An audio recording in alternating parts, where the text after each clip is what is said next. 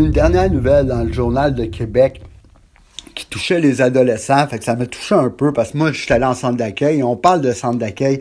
Et c'est vrai que depuis 2 ans, ça doit être terrible. Terrible, terrible, terrible pour ces jeunes-là. Il y a déjà des milliers de règles en centre d'accueil. C'est une grosse business, les centres d'accueil. S'il n'y a pas de jeunes, ben il n'y a pas d'éducateurs, il n'y a pas de psychoéducateurs, il n'y a pas de travailleurs social. Fait que on s'arrange tout le temps pour trouver des problèmes. Hein? On veut faire l'humain parfait. Hein? Et on fait penser un peu au projet MK, là, tu sais. Ici, on dit les adolescents en centre d'accueil confinés dans des chambres sans fenêtre pendant plus de 10 jours. Ouais, c'est assez terrible, c'est sûr. Puis il faut pas oublier non plus que les jeunes là-bas, ils vivent souvent pas de fenêtre dans leur chambre parce que moi, j'ai été en centre d'accueil pendant 5 ans. Et je peux vous dire que quand on était à l'Escale, il n'y avait pas de fenêtre, il y avait des blocs de glace. Ça veut dire, c'est des blocs de vitre que tu vois la lumière, mais tu ne vois pas l'autre côté. Fait que, tu sais, on ne voit pas dehors. Là, mais par exemple, pour les mesures COVID-19, ils ont isolé les jeunes pendant 10 jours sans voir personne. Ça, c'est assez intense. Je veux dire, 10 jours dans ta chambre quand tu n'as pas la COVID-19 en plus, juste au cas où. Parce que là-bas, c'est fou, là. C'est fou les mesures qu'il y a déjà là-bas. Il faut pas oublier que les éducateurs, c'est un peu tout le monde qui peut faire ça. Hein? Fait que t'en as des fins, t'en as des moyens, t'en as des... moi, je peux te dire que 5 ans, 6 ans, j'ai fait là-bas, puis j'en ai vu. Et là, qu'est-ce qu'on nous dit, là? Des adolescents placés en centre de jeunesse à Laval ont été confinés dans leur chambre sans fenêtre pendant 10 jours en raison de la COVID-19, bien qu'elle n'était pas infectée par un virus. Les règles mises en place pour 2 semaines a écrit spécifiquement pour le centre jeunesse, mais a été aussi appliquée à de jeunes enfants qu'ont mentionné des travailleurs sociaux.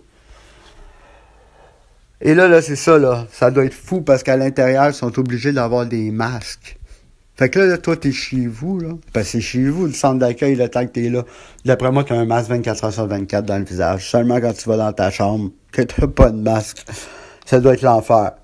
Puis, ici, on dit sa fille de 15 ans a été placée au centre car elle se mutilait et elle fuguait. Au centre de Notre-Dame de Laval, l'établissement dans lequel sa fille habite, les adolescents sont particulièrement vulnérables à plusieurs vivent avec de sérieux troubles de santé mentale malgré le risque faible d'exposition à la COVID-19. Elle aurait été confinée 24 heures sur 24. La même situation a été observée dans les établissements pour garçons et un autre dédié pour les enfants de 6 ans. Et OK, on va être honnête. Après 5 ans, 6 ans de centre d'accueil, ça te touche psychologiquement. C'est automatiquement...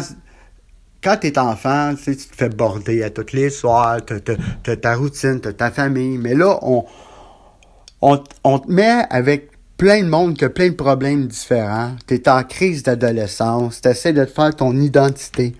Et je veux dire, d'être avec d'autres pires que toi, c'est pas toujours le best. Fait que c'est pas facile pour ces jeunes-là. Et François Legault va pas leur faciliter les choses, hein, ça doit être l'enfer. Il gère le Québec, hein, comme si on était des numéros.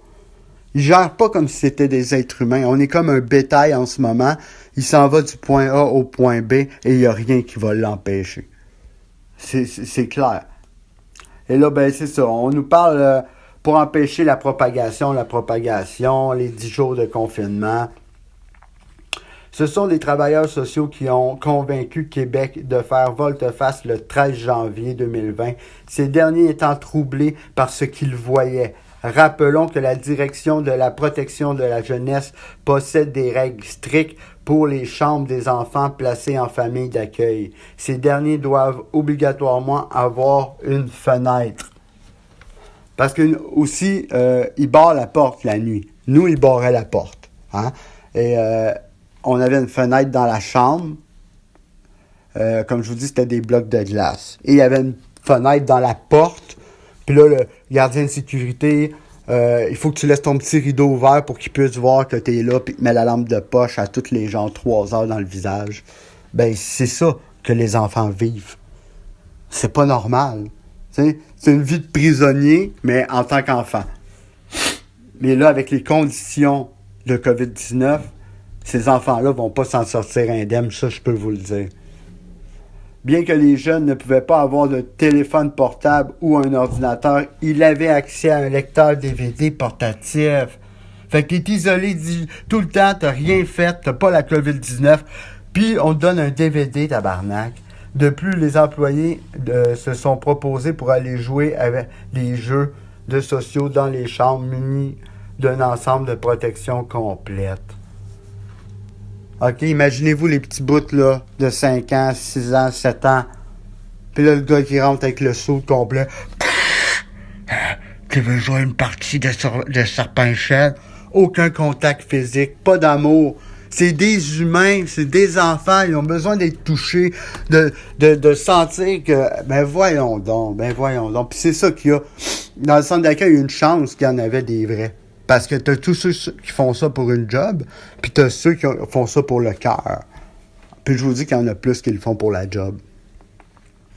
Selon Robert Maranda, porte-parole du ministère de la Santé, la nouvelle directive prend en considération les avantages de prévenir le déconfinement psychosocial des jeunes par rapport aux conséquences possibles d'être infectés par la COVID-19.